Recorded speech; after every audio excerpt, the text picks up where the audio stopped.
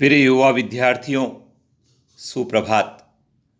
युवाओं, आज 5 जून है और 5 जून को विश्व पर्यावरण दिवस मनाया जाता है। 5 जून 2021 के विश्व पर्यावरण दिवस की थीम या उसका विषय है पारिस्थितिकी तंत्र की बहाली।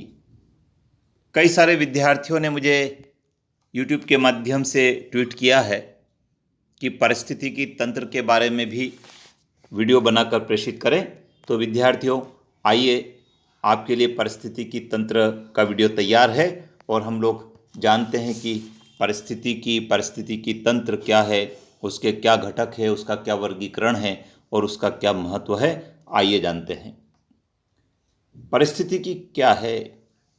जीवों तथा उसके पर्यावरण के पारस्परिक संबंधों के अध्ययन को पारिस्थितिकी कहते हैं। पारिस्थितिकी तंत्र क्या है?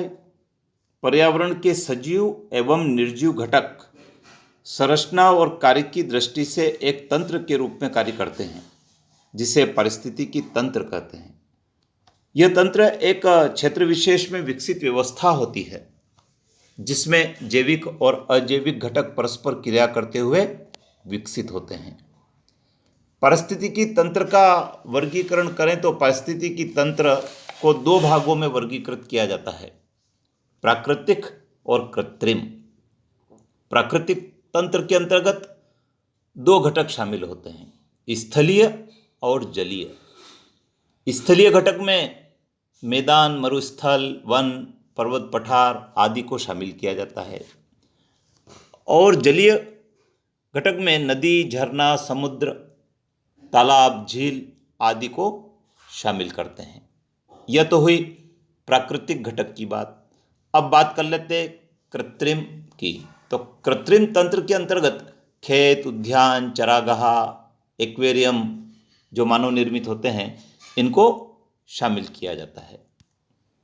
तो विद्यार्थियों, पारिस्थितिकी तंत्र के बारे में हमको जानना इसलिए भी जरूरी है कि जब हम कक्षा 6ठी, 7वीं, 8वीं, 9वीं, 10वीं, 11वीं, 12वीं में रहते हैं तो कई बार इन विषयों पर प्रतियोगिताओं के आयोजन भी होते हैं, जिसमें आप भाग लेकर सफलता अर्जित कर सकते हैं।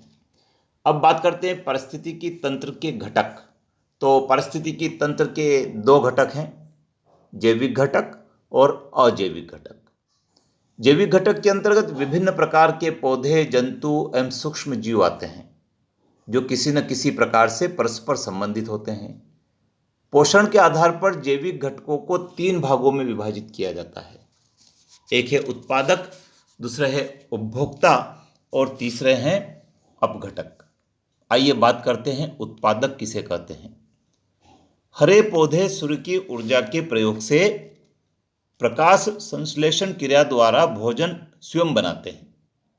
पारिस्थितिकी तंत्र के ऐसे घटक को उत्पादक या स्वपोषी कहते हैं। उपभोक्ता किसे कहते हैं? इसके अंतर्गत वे सजीव आते हैं जो अपना भोजन स्वयं नहीं बना पाते तथा अपने भोजन के लिए वे पौधे एवं अन्य जीवों पर निर्भर करते हैं। इस कारण इन्हें पारिस्थितिकी तंत्र के परपोषी घटक भी कहते हैं। ये उत्पादकों द्वारा तैयार भोजन का या अन्य जीवों का उपभोग करते हैं। इन्हें भी 3 श्रेणियों में बांटा गया है। प्राथमिक उपभोक्ता जो शाकाहारी होते हैं, द्वितीयक उपभोक्ता जो मांसाहारी होते हैं और तृतीयक उपभोक्ता वे उपभोक्ता होते हैं जो अन्य मांसाहारी जीवों या द्वितीयक उपभोक्ताओं से भोजन प्राप्त करते हैं, जैसे सांप, गिद्ध, बाज, शेर आदि। प्राथमिक उपभोक्ता में गाय, भैंस, बकरी इनको शामिल किया जाता है। द्वितीयक उपभोक्ता जो मांसाहारी होते हैं, उसमें लोमड़ी, मेंढक, छिपकली ऐसे जीवों को शामिल किया जाता है। तो ये थे विद्यार्थियों उपभोक्ता के बारे में। अब आ जाते हैं अपघटक। अपघटक क्या है? अपघटक के अंतर्गत वे सूक्ष्म जीव आते हैं जो विभिन्न श्रेणी के जीवों के मृत शरीर को अपघटित कर देते हैं, जैसे कवक और जीवाणु। ये अपघटक के उदाहरण हैं। तो ये था विद्यार्थियों जैविक घटक के बारे में। हम बात करते हैं अजैविक घटक के बारे में। तो अजैविक जो घटक होते हैं उनको 3 भागों में बांटा गया है, अकार्बनिक पदार्थ, कार्बनिक पदार्थ और जलवायु संबंधी कारक। अकार्बनिक पदार्थ वे स्वपोषी घटक जैसे हरे पौधे को पोषक तत्व हैं जिन्हें वे वातावरण से प्राप्त करते हैं। इनमें जल, विभिन्न खनिज लवण तथा गैसें जैसे ऑक्सीजन, कार्बन डाइऑक्साइड, नाइट्रोजन आदि को सम्मिलित किया जाता है। कार्बनिक पदार्थ की यदि बात करें तो इसके अंतर्गत मृत पौधों एवं जंतुओं से प्राप्त प्रोटीन, कार्बोहाइड्रेट, वसा आदि को सम्मिलित किया जाता है। और जलवायु संबंधी कारक की बात करें तो इसमें वायु, ताप, प्रकाश, वर्षा, कोहरा, पाला, आर्द्रता आदि सभी को सम्मिलित किया जाता है। अब आ जाते हैं पारिस्थितिकी तंत्र का महत्व क्या है। तो पर्यावरण को संतुलित रखने में पारिस्थितिकी तंत्र बहुत सहायक होता है। पारिस्थितिकी तंत्र में पाई जाने वाली खाद्य श्रृंखला एवं खाद्य जाल का पर्यावरण के स्थायित्व एवं संतुलन को बनाए रखने में बहुत महत्व है। तो विद्यार्थियों, पारिस्थितिकी तंत्र के ऊपर अगले वीडियो में हम बात करेंगे प्रश्नावली की। कई सारे प्रश्न पारिस्थितिकी तंत्र के ऊपर बनते हैं जो प्रतियोगी परीक्षाओं के भी काम के हैं, और आपकी कोई सी भी परीक्षा हो उसमें भी ये काम आ सकते हैं। प्रतियोगिता परीक्षा में आपके काम आ सकते हैं, निबंध लेखन प्रतियोगिता में आप इसका उपयोग कर सकते हैं। तो विद्यार्थियों, आज चूँकि पर्यावरण दिवस था और पर्यावरण दिवस पर आपसे वादा किया था कि पारिस्थितिकी तंत्र के ऊपर भी हम वीडियो बनाएंगे, तो वीडियो आपके लिए बनाया है, आप इसको नोट कर लें और चैनल पर बने रहें।